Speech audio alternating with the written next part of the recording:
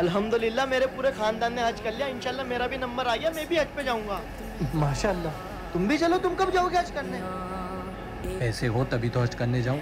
अरे जाऊंगा इंशाल्लाह जल्दी। चलो अजान हो रही है, मैं नमाज पढ़ने जा रहा हूँ। भाईजान, भाईजान। अरे चुप रहा कर। एक तो मेरे पास पैसे हमेशा कम पड़ जाते हैं, इस बार तो मैं हज पर जाकर रहूंगा, चाहे मुझे किसी से पैसे उधारी क्यों ना लेना पड़े। भाईजान हज फर्ज है ना? फर्ज है तभी तो जाऊंगा हज करने। वहाँ जाने से मेरे सारे गुनाह माफ हो जाएंगे। और नमाज भी फर्ज है ना? हाँ नमाज भी फर्ज है। अब भेजा मत कर मेरा। चुप रहा। अब 1-2 लाख रुपए जमालू मच्छी वाले से उधार लेने पड़ेंगे। भाईजान आपको हाजियों को देखकर तो हज पे जाने की तमन्ना हो रही है, लेकिन नमाजियों को देखकर नमाज पढ़ने की तमन्ना क्यों नहीं होती? जबकि नमाज और हज दोनों फर्ज है, और नमाज के लिए तो कोई खर्चा भी नहीं होता।